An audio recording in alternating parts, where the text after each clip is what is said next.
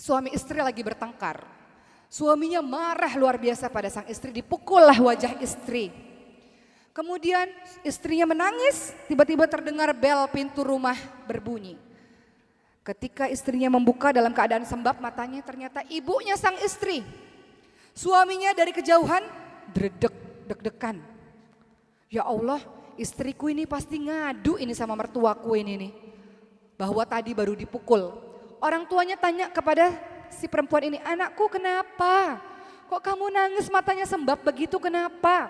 Istrinya mengatakan, ibu, ayah, ya Allah, aku tuh tadi berdoa sama Allah. Aku rindu sama ibu, sama ayah, udah lama gak ketemu.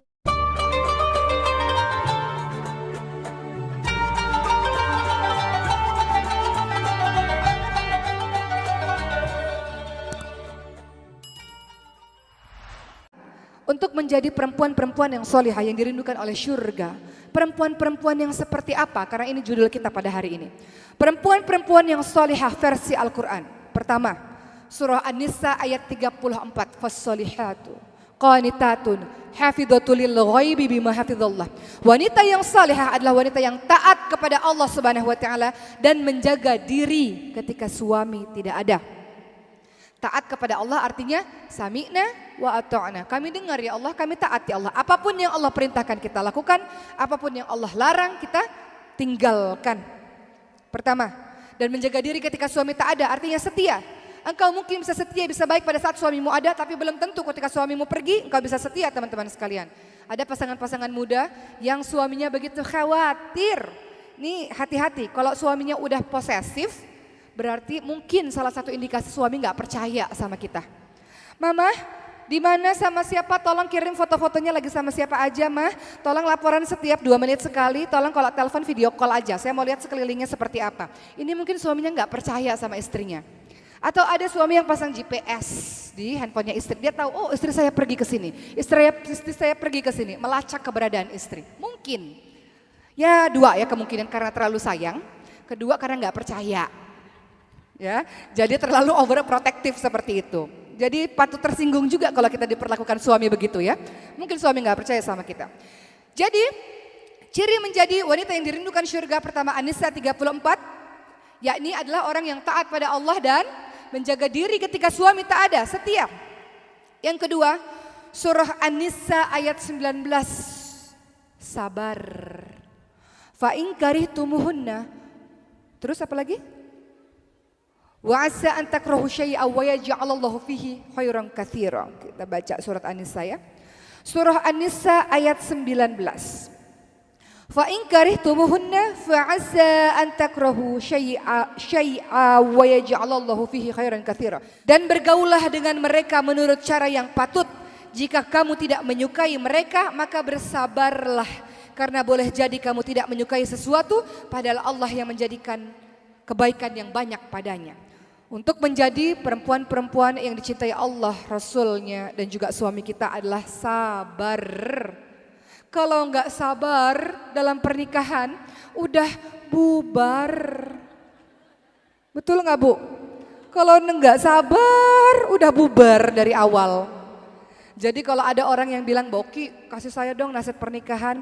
Saya juga pernikahannya baru sebentar, tapi mungkin saya bisa kasih beberapa nasihat. Apa itu? Sabar, sabar, sabar, sabar, sabar. Bener gak Bu? Ibu-ibu yang sudah berumur pernikahannya puluhan tahun, sabar. Anak-anak yang baru menikah di awal-awal pernikahannya, kenapa banyak bubar? Gak sabar. Bener Bu? Emang begitu, gak ada cara lain. Ini Al-Quran yang nyuruh kok.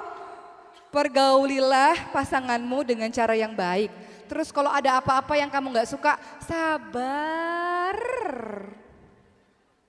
Udah gak ada kata lain, sabar.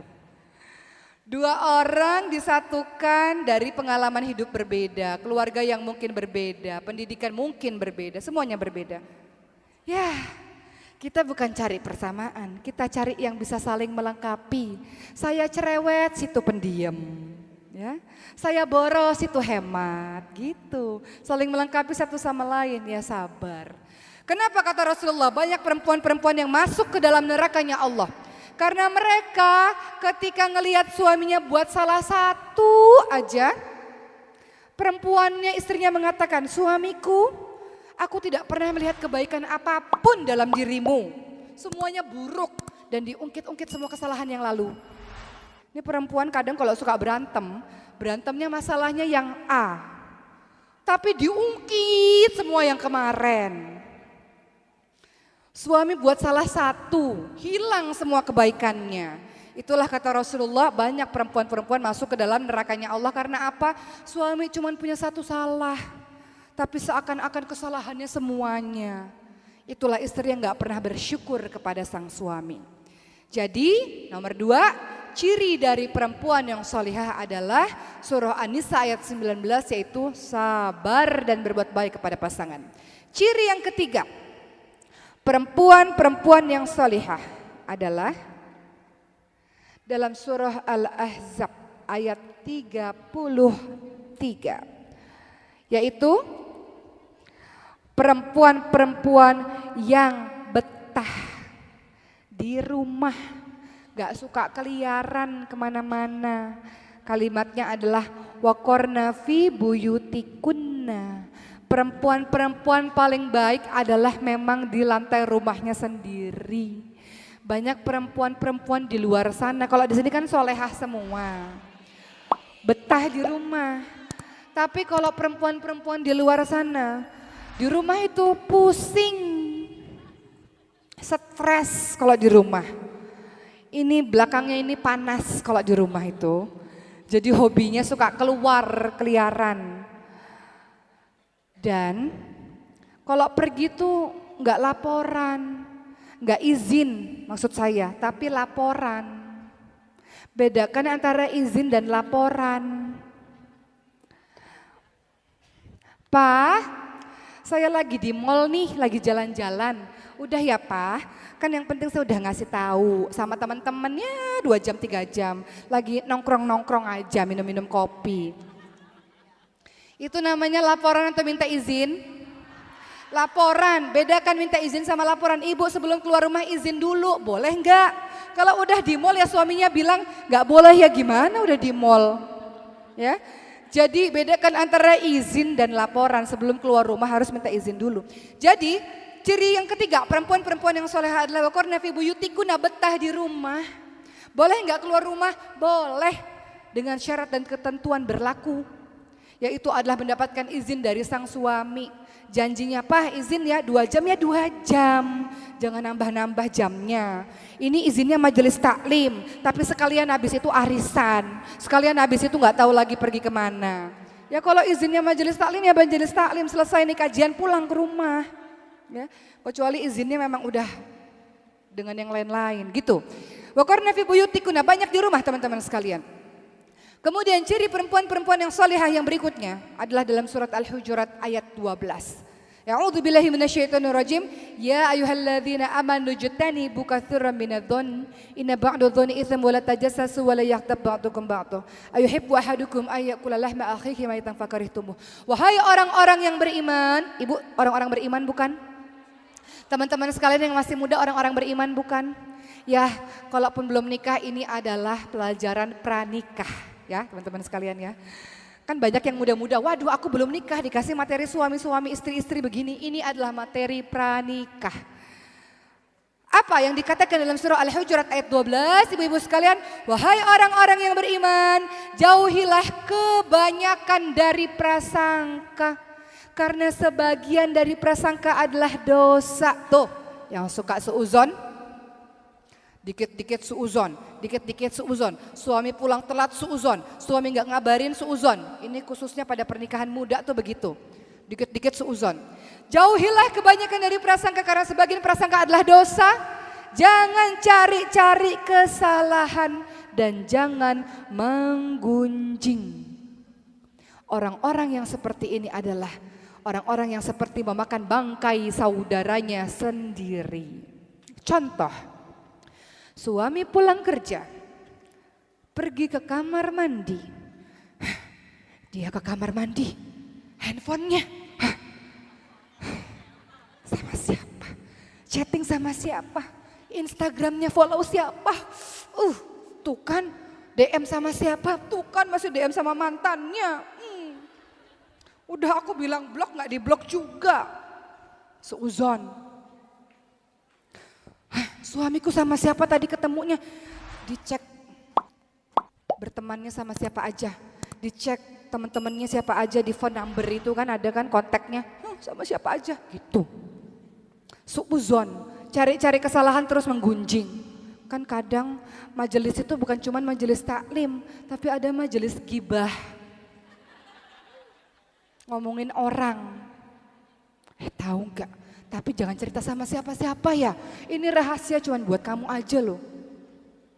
Ceritalah, terutama cerita tentang suami sendiri. Suamiku tuh itu ya Allah, kok bisa ya saya dapat suami kayak gitu. Tapi kamu jangan cerita sama siapa-siapa ya. Aku tuh cuma cerita sama kamu. Nanti temennya yang ini cerita sama temen yang lainnya. Kamu jangan cerita sama siapa-siapa ya. Ini amanah, nggak boleh ceritain. Kamu tahu nggak suaminya si itu. Nanti orang yang ini cerita lagi ke sana. Satu kampung tahu urusan rumah tangga gara-gara mulut istri nggak dijaga. Maka ada kalimat di dalam Al-Quran. Ini rahasia yang keberapa ini? Kelima. Jaga aib. Hunna libasulakum wa antum libasulahun. Mereka istrimu adalah pakaian bagimu dan engkau suami adalah pakaian bagi mereka. Pakaian itu fungsinya adalah jaga aib. Menutup kekurangan. Bagaimana rumah tangganya Bu? Alhamdulillah baik-baik aja. Tutup pintu. Rumah tanggaku berantakan ya Allah. Sedih. Di depan orang banyak. Alhamdulillah baik. Doain ya semoga sakinah mawaddah warahmah. Suamiku tuh baik luar biasa. Tapi di sepertiga malam ya Allah sedih rumah tanggaku ya Allah. Gitu Bu harusnya. Ini kalau terjadi permasalahan rumah tangga curhat ke orang lain atau curhat di sosial media. Dikit-dikit sekarang posting. Tapi yang udah sepuh-sepuh sih alhamdulillah gak punya sosial media Bu ya. Bagus juga tuh gak gaul di sosial media. Karena kalau zaman sekarang punya sosmed dikit, suamiku kasih cerita di sosmed. Bikin status-status di sosmed, dibaca sama satu orang di seluruh dunia ini. Ya Allah, ternyata rumah tangganya lagi berantakan. Akhirnya ada laki-laki yang baca, oh rumah tangganya lagi berantakan, aku pepetin gitu. Kesempatan, aku ini laki-lakiku tunggu jandamu dari dulu. Dari masa dia gadis ku tunggu jandamu, oh dia lagi ada problem, aku pepetin gitu. Membuka pintu syaitan, buka-buka rahasia rumah tangga, membicarakan aib orang lain atau aib suami sendiri. Buat apa teman-teman sekalian? Ada sebuah kisah nyata di Jeddah. Suami istri lagi bertengkar. Suaminya marah luar biasa pada sang istri, dipukullah wajah istri. Kemudian istrinya menangis, tiba-tiba terdengar bel pintu rumah berbunyi. Ketika istrinya membuka dalam keadaan sembab matanya, ternyata ibunya sang istri. Suaminya dari kejauhan deg-degan. Ya Allah, istriku ini pasti ngadu ini sama mertuaku ini nih. Bahwa tadi baru dipukul. Orang tuanya tanya kepada si perempuan ini, anakku kenapa? Kok kamu nangis matanya sembab begitu kenapa? Istrinya mengatakan, ibu, ayah ya Allah. Aku tuh tadi berdoa sama Allah, aku rindu sama ibu sama ayah udah lama gak ketemu. Aku tuh nangis karena aku rindu sama ibu sama ayah. Taunya Allah langsung menjawab doaku, aku semakin terharu. Jadi aku nangis tuh aku rindu sama ibu sama bapak, bahagia bisa ketemu sama ibu sama bapak. Suaminya dari kejauhan, ya Allah nih istri. Padahal bisa loh istrinya ngadu sama orang tuanya itu. Aku baru dipukul, ada KDRT kekerasan dalam rumah tangga. Suamiku itu kan kalau perempuan kadang-kadang suka lebay ceritanya. Gak sesuai kenyataan, dilebih-lebihkan gitu.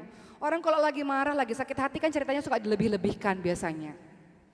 Tapi sang istri mengatakan, ya Allah Pak Bu aku tuh nangis karena aku rindu sama bapak sama ibu. Suaminya luluh hatinya, istriku itu Masya Allah. Menyimpan aibku sendiri ya Allah luar biasa. Makin sayang dan cintalah suami tersebut. Makanya kadang kalau kita berantem suami istri khususnya bagi pernikahan-pernikahan muda. Dikit-dikit ngadu sama orang tua. Orang tuanya udah kesel, kita udah buat anak lagi sama suami kita. Ya? Udah baik lagi sama suami kita. Orang tuanya masih sebel, kitanya udah harmonis lagi sama suami kita. Jadi nggak perlulah cerita-cerita yang sekiranya membuat kita menjelek-jelekkan pasangan kita sendiri. Karena kata Allah, hunna libasul lakum wa antum libasul lahun. Kalau ada jenis istri-istri yang begini sebaiknya diapain nih Bu? Istri yang kerjanya suka ngomongin kejelekan suami terus, diapain ini sebaiknya ini? Dinasehatin atau diapain ini istri kayak gini? Diplester mulutnya. Didoain yang baik. Yang baik. Kalau Nabi Ibrahim alaihissalam gimana kisahnya? Menghadapi menantu yang mulutnya luar biasa. Gak bisa dijaga. Nabi Ibrahim datang ke rumah anaknya Nabi Ismail alaihissalam. Nabi Ismail sedang pergi. Dan si perempuan ini gak tahu bahwa itu adalah mertuanya, bahwa itu adalah Nabi Ibrahim. Sang Nabi Ibrahim bertanya, wahai perempuan, anak perempuan, bagaimana keadaan rumah tanggamu dengan Ismail?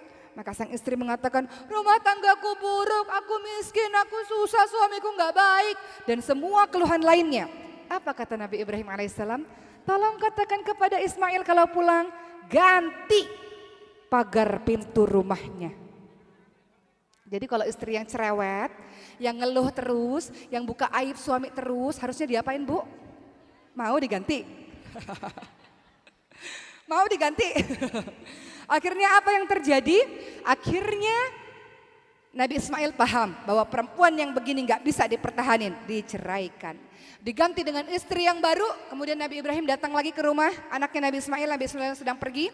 Dengan istri yang baru, Nabi Ibrahim tanya kepada istri yang baru tersebut, wahai anak perempuan, bagaimana keadaan rumah tanggamu? Alhamdulillah, semua baik. Alhamdulillah, rumah tanggaku baik, rumah tanggaku luar biasa, rumah tanggaku diberkahi oleh Allah, alhamdulillah. Maka apa kata Nabi Ibrahim? Katakan kepada suamimu Ismail, pertahankan pagar pintu rumahmu. Artinya istri yang begini adalah istri-istri yang luar biasa, pertahankanlah karena dia menjadi istri yang solihah. Jadi begitu teman-teman sekalian, ya tak terasa sudah hampir 1 jam saya berbicara di sini. Jadi saya review lagi, ada 5 cara setidaknya. Bagaimana cara kita menjadi istri yang solihah menurut Quran. Yang pertama adalah An-Nisa ayat 34. Yakni perempuan-perempuan yang taat pada Allah dan perempuan-perempuan yang setia. Kedua adalah sabar. An-Nisa ayat 19. Sabar, kalau engkau tidak suka pada sebuah perkara, Allah akan jadikan yang lain yang baik, banyak kebaikan dengan dirinya insya Allah. Kemudian yang ketiga adalah banyak-banyak di rumah, jangan keluar rumah kalau tak perlu, surah Al-Ahzab ayat 33.